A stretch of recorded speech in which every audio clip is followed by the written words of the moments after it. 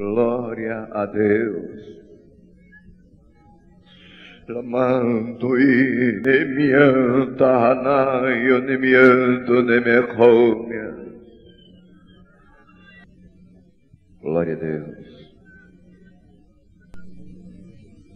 Glória a Deus. Lamasuriki nimianduri kenemia lamano ini kinikimia nahana nuti kinikimia yoni nimia na reneo. Glória a Deus. Bendito seja o nome de Jesus. Quantos aqui estão sentindo a presença de Deus aqui nesta manhã? Levante suas mãos assim. Glória a Jesus. Aleluia. O tema escolhido é muito sugestivo, de uma profundidade fora do comum, irmãos. É um tema que fala profundamente no âmago do nosso espírito, atravessa o nosso intelecto, atravessa a nossa personalidade e fala ao profundo do nosso espírito. O tema escolhido é um tema de grande profundidade.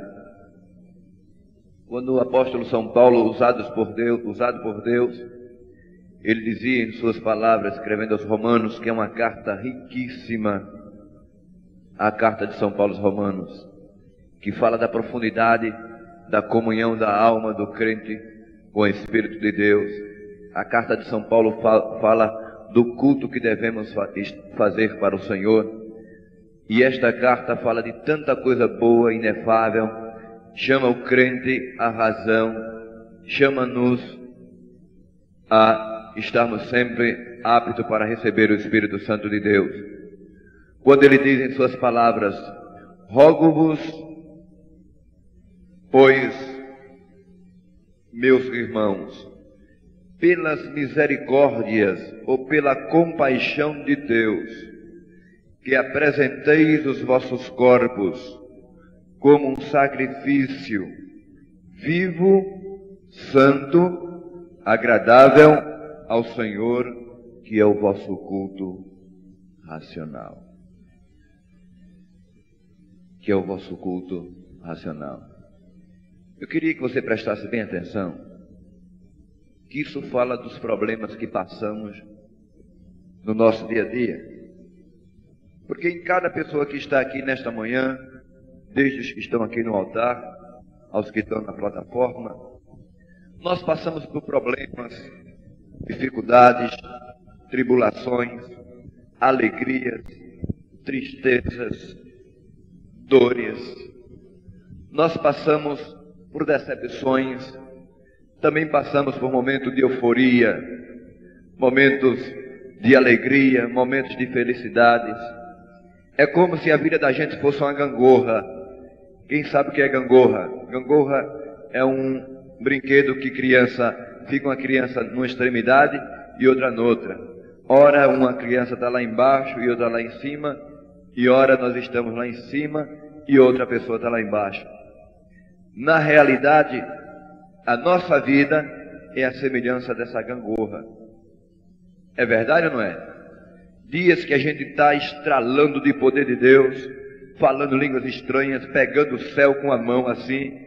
E tem dias que você está tão embaixo, tão triste, tão angustiada, que mal consegue balbuciar qualquer palavra de glorificação a Deus. É verdade, minha gente? É ou não é?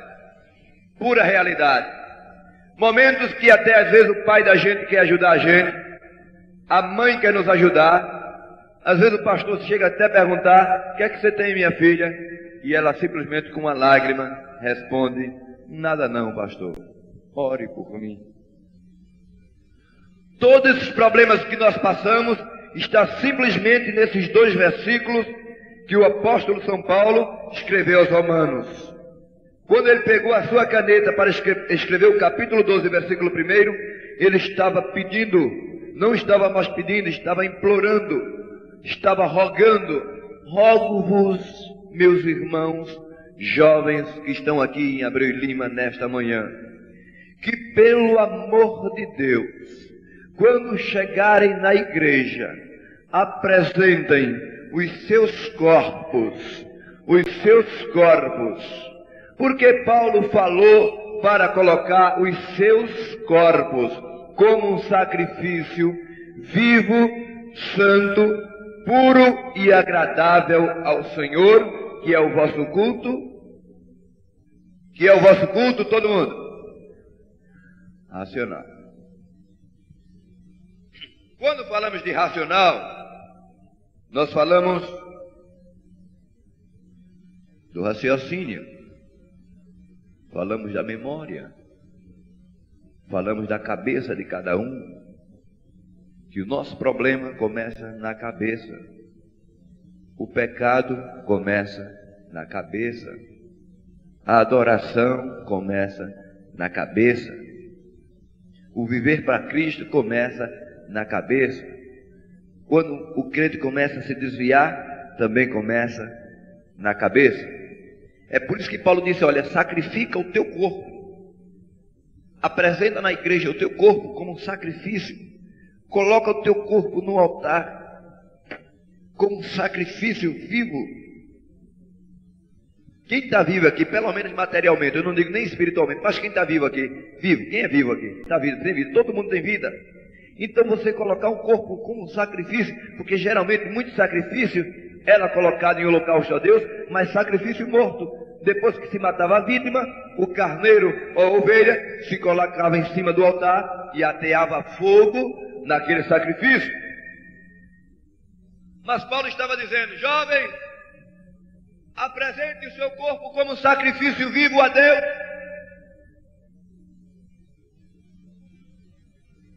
Se sacrificando a Deus. Quando você sacrificar o seu corpo, Paulo dizia que aquilo é um culto do raciocínio.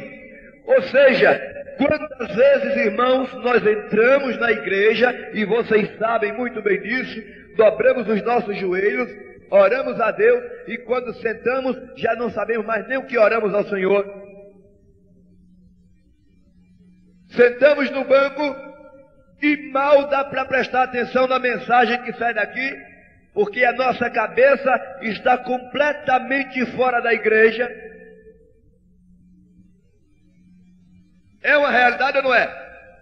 Muitas vezes ocorre isso, da sua cabeça dando problema no namorado, na namorada, no problema do colégio, no problema que você está passando, seja qual for o problema, só está o seu corpo sentado no banco, mas o seu raciocínio, o culto do seu raciocínio, da tua cabeça, está completamente fora de ti.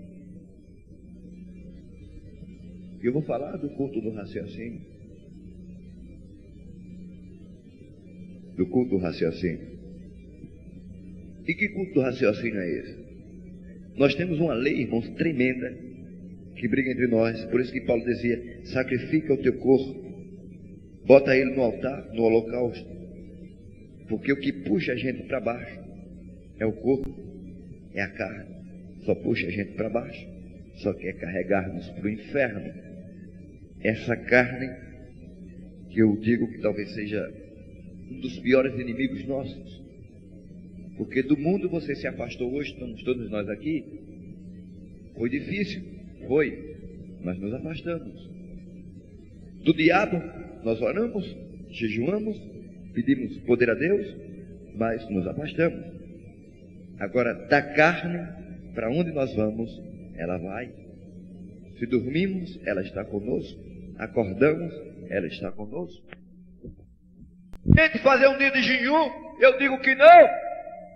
Como é que o senhor afirma, pastor, que colocar a carne em sacrifício não é simplesmente fazer um dia de jejum? Não. Tem gente que faz um dia de jejum, 2 dias de jejum e não está colocando a carne em sacrifício.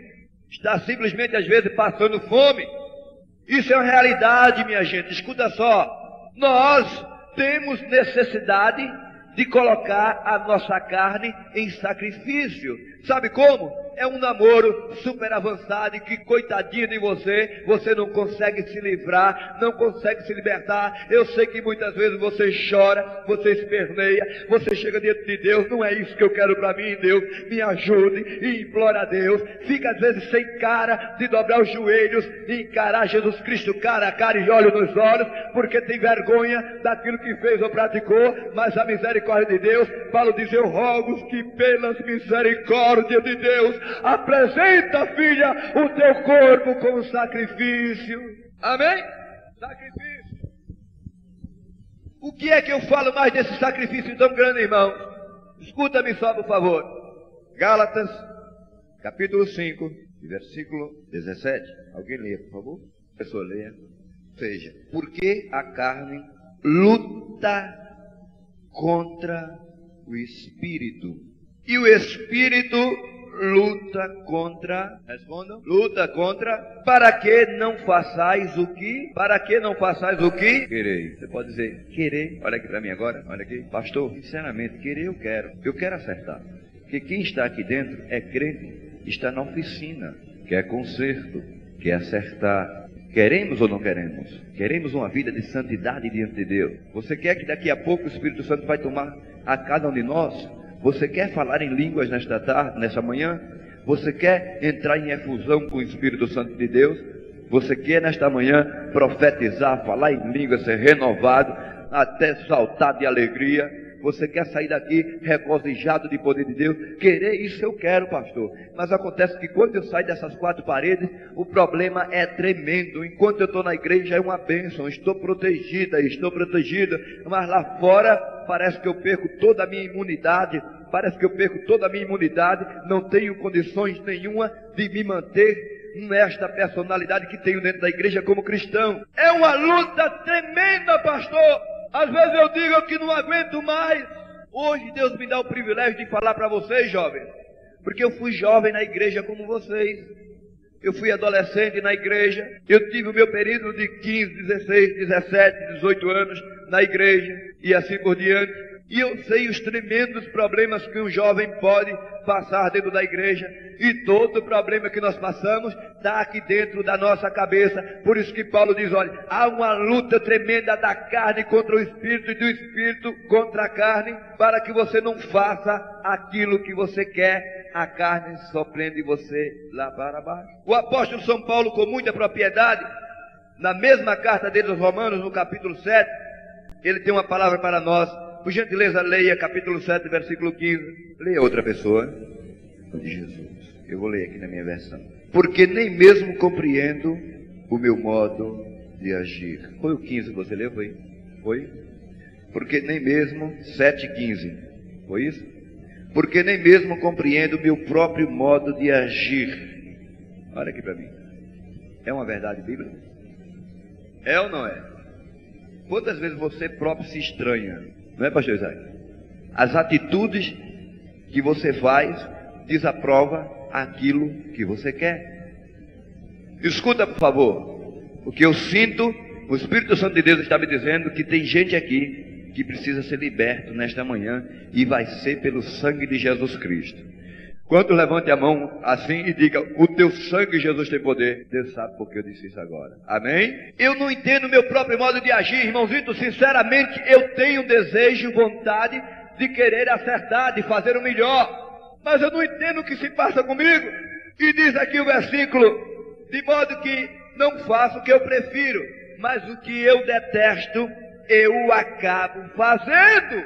Minha gente, é verdade ou não é isso? Eu acabo fazendo. Então, depois disso tudo, eu tenho dificuldade de ter aquela comunhão que eu tinha com Deus, de voltar a falar em línguas. Quem se lembra do seu tempo de novo convertido aqui? Tem gente que se lembra, não se lembra?